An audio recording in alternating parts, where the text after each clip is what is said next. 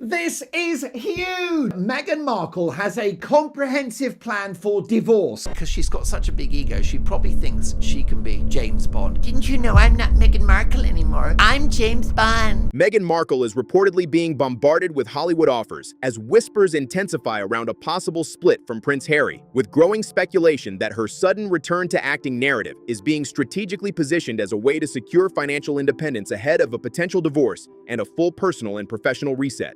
And from the very first signal of this story breaking, Hollywood has not reacted with caution or distance, but with urgency, as if an entire industry suddenly woke up to the idea that Meghan Markle is no longer just a former royal or a former actress, but a potential headline engine capable of reshaping attention cycles overnight. Meghan is smart, right? Her superpower is getting what she wants. That's what she's good at doing. And she plays the waiting game like, you know, when a cat is trying to kill a bird in the garden. The cat waits. Have you noticed how patient cats are? According to multiple insiders in Los Angeles, this shift did not come from an official announcement or a carefully managed press rollout, but from a single comment made by a former co-star suggesting she might be preparing to return to acting. And that alone was enough to trigger what casting agents are now describing as one of the most aggressive periods of interest in recent Hollywood memory. Studios are reportedly not just expressing curiosity, but actively competing, with producers, writers, and development executives scrambling to get projects in front of her before rivals can secure even a preliminary conversation. I'm so confused. The truth is that Meghan is a serial failure. Everything she touches turns to mud, which is why she has gone back to acting. Offers are said to be flooding in across every imaginable genre, from romantic comedies to prestige dramas, from sitcom formats to soap opera structures, and even horror concepts, which only emphasizes that the interest is not rooted in a specific artistic direction, but in the sheer commercial and cultural impact of attaching her name to a project. One senior casting agent described her as a unicorn, not because of traditional acting metrics, but because of the rare combination of global recognition, controversy, curiosity, and narrative weight that follows her wherever she goes, making her one of the few figures in entertainment who can instantly generate worldwide attention without any promotional buildup. Now, we're told that Meghan knows which lawyers she's going to be using, that Meghan knows where she wants to live, and of course, Meghan is said to be prepared for the mother of all legal battles for parental access to Archie and Lily, who, as we've seen in recent months, and particularly over Easter, have become a central part of her public relations strategy. In this environment, the conversation is no longer about whether she is returning in a conventional sense, but about what her return represents in a broader cultural and financial context, especially as speculation about her personal life adds another layer of intensity to the narrative. Because while Hollywood is focusing on deals and roles, another parallel conversation is emerging around the idea that this comeback may not just be about acting at all, but about positioning, timing, and long-term independence in the event of a major personal restructuring. This is where the story begins to shift from entertainment reporting into something closer to strategic interpretation. Because when industry insiders discuss the sudden urgency behind these offers, they are not just talking about casting opportunities, they are talking about leverage, timing, and the commercial value of attention itself. Meghan Markle, in this framing, is no longer just someone being offered roles. She is someone whose next move could influence streaming platforms, production budgets, and international media cycles simultaneously. And that is precisely why Hollywood appears to be reacting with such intensity, because in a landscape where attention is the most valuable currency, she represents a rare opportunity to capture global focus at scale. So Netflix did very well from the Harry and Meghan documentary. You see, that is where the gold is. What Harry and Meghan have is the royal credentials, the royal pedigree, the relationship with the late Queen and with Charles and Camilla and all the rest of it. So Meghan, after divorce, it's our understanding that Meghan thinks she can get double or triple or maybe quadruple. But even as the industry rushes forward, uncertainty lingers behind the scenes, particularly around who is actually guiding or representing her next career phase, with reports suggesting that agents, producers, and studios are all attempting to reconnect through older professional networks simply to establish a clear line of communication. This lack of clarity only fuels further speculation, because in Hollywood, ambiguity is never neutral. It is always interpreted as transition, and transition is often interpreted as opportunity or instability, depending on who is telling the story. She is going to be playing herself. But who is Meghan Markle? Because we don't know who the real Meghan Markle is. Prince Harry doesn't know who the real Meghan Markle is. Meghan Markle was just one of the working girls for Soho House. Call girl, working girl, escort, whatever you want to call it. That's what she was. I think this is the perfect role for Meghan Markle. At the same time, her post-royal media presence has entered a different phase, with earlier streaming ambitions now appearing less definitive than before, as insiders describe shifting priorities and a sense that the original narrative direction may no longer be delivering the expected impact. This combination of factors, from Hollywood urgency to representation confusion to evolving media partnerships, creates a backdrop where even a simple rumor of an acting return becomes amplified into something far larger, something that feels less like a career update and more like a structural turning point in her public identity. As the Hollywood frenzy continues to build, the conversation around Meghan Markle's potential return to acting becomes increasingly divided between those who see it as a genuine creative comeback and those who interpret it as a reaction to shifting personal and professional circumstances, particularly the ongoing speculation about a possible split from Prince Harry and the implications that would have for her financial independence and long-term positioning. Why not make money showing the downfall of your relationship, your marriage? You are now not very much together. It's great to show Harry and how he is so not happy at the moment. Within industry circles, the immediate reaction has been described as chaotic, with casting agents and production companies reportedly moving at unusual speed to pitch projects, develop ideas, and secure early interest before competitors can lock in exclusive conversations, creating an atmosphere that feels more like a bidding war driven by attention economics than a traditional casting process. In this environment, Meghan Markle is not being evaluated through the usual lens of career trajectory or recent performances, but rather through the lens of cultural magnetism, where the primary question is not what role she will play, but how many people will talk about it once she does. This is why insiders describe the offers as spanning such a wide range of genres, because the goal is not to find a perfect artistic fit, but to harness the unpredictable and highly reactive attention cycle that follows her public image. However, beneath this surface-level excitement, a more skeptical narrative is gaining traction among commentators and media voices who argue that the initial spike in interest would likely be driven more by curiosity than by sustained audience engagement, suggesting that viewers would tune in primarily to witness the moment itself, rather than to support long-term storytelling or character development. Absolute phony Meghan is. She's as fake as anything. She's barely a human being. She's an avatar. She's a hologram. She's a grinning, tanned, human manifestation of ChatGPT software gone horribly wrong. Meghan is the world's first AI duchess.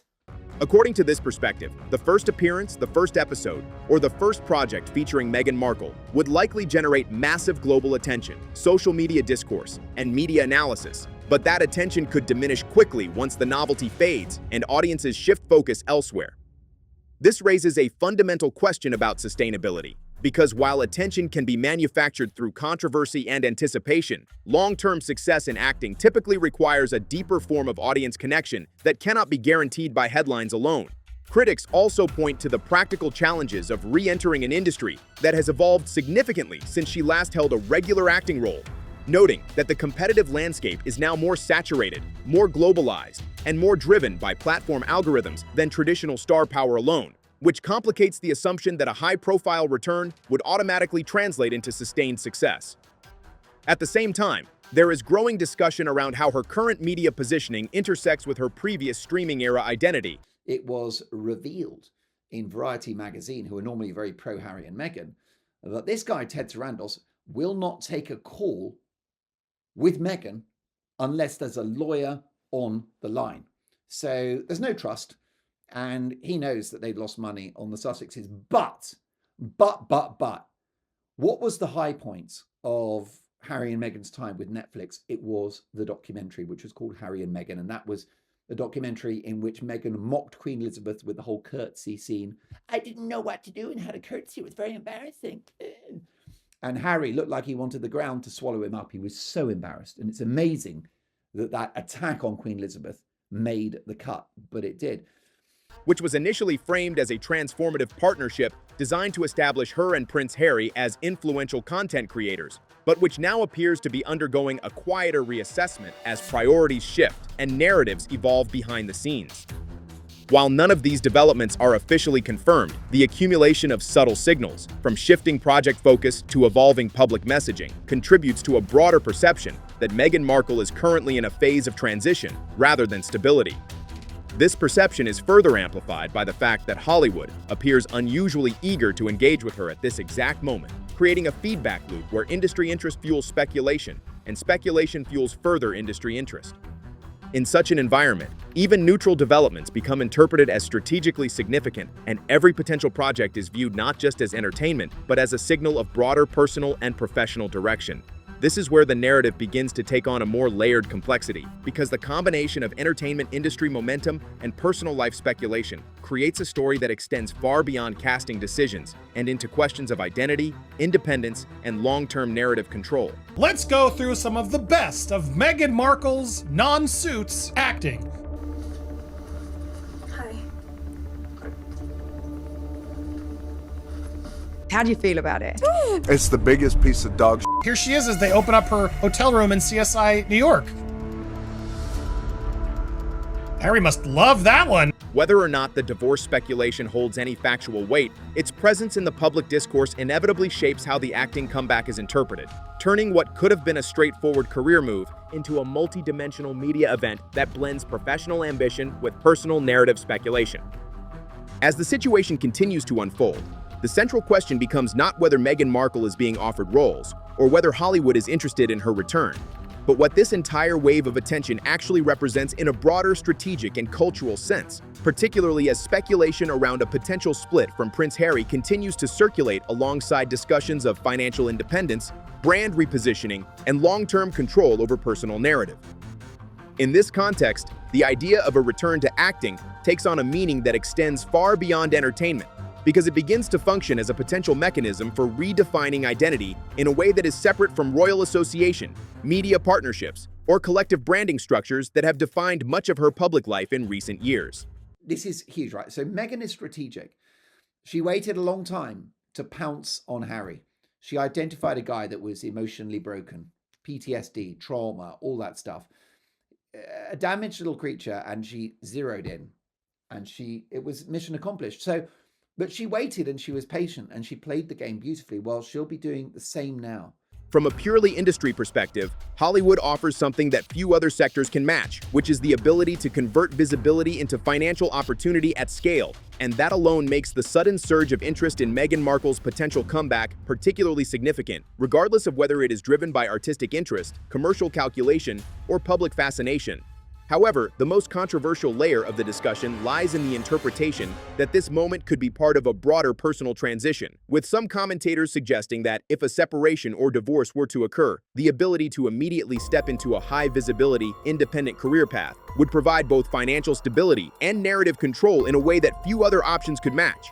While such claims remain unverified and speculative, their presence in the discourse highlights how closely intertwined celebrity careers and personal narratives have become in the modern media landscape, where professional decisions are often interpreted through the lens of personal life developments and vice versa. Now, we know that the relationship between Netflix and Meghan has disintegrated, and we know that poor old Netflix have lost millions in their brand partnership with Meghan. We also know that nobody watched Harry's boring polo documentary.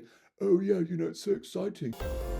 At the same time, the uncertainty surrounding her representation adds another dimension to the story, because multiple reports suggest that industry professionals are currently unsure about the exact structure of her professional team, leading to situations where studios and producers are attempting to reconnect through outdated contacts and indirect channels simply to establish communication.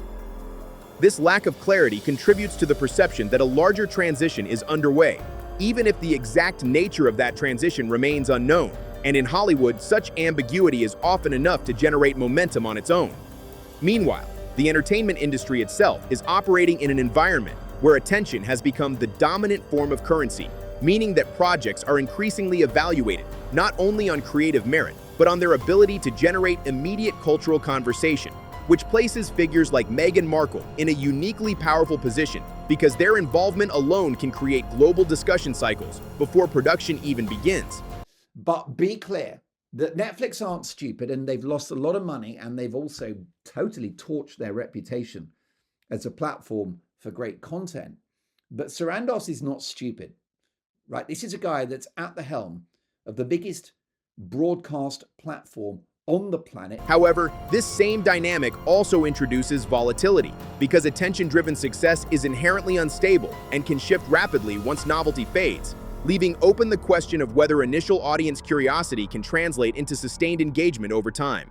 Critics argue that while the first wave of interest in a Meghan Markle acting return would likely be enormous, driven by curiosity, media amplification, and public debate, the longer-term trajectory would depend on factors that cannot be controlled by publicity alone, including performance reception, audience connection, and narrative consistency.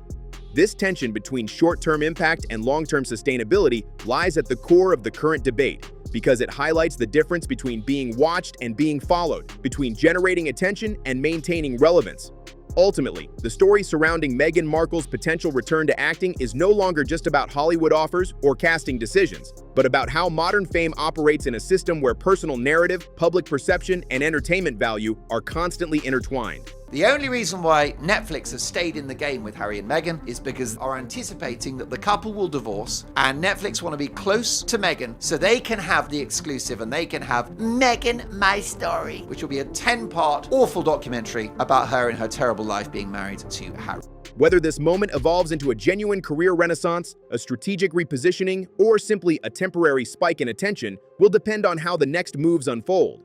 But what is already clear is that the combination of industry interest, public speculation, and personal narrative ambiguity has created a situation where every development carries disproportionate weight.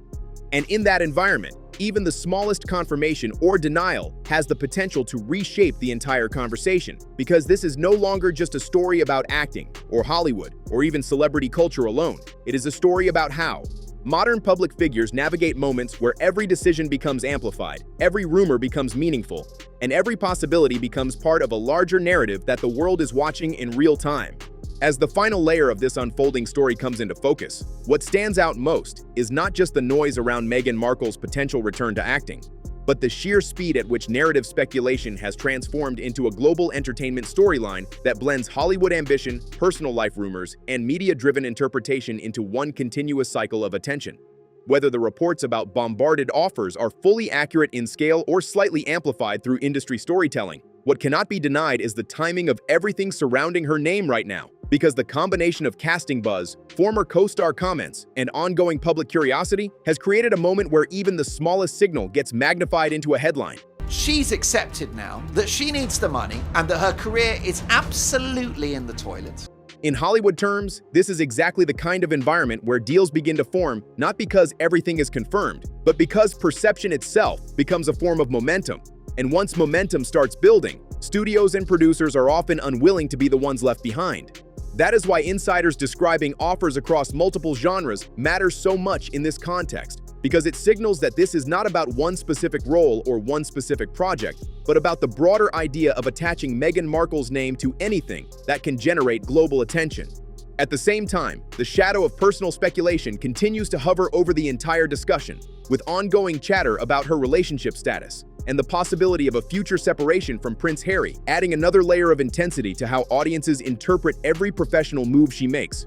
Even without confirmation of any personal developments, the existence of that narrative in the public sphere changes how every acting rumor is received, because it reframes the comeback story not just as a career decision, but as a potential reinvention moment on multiple levels.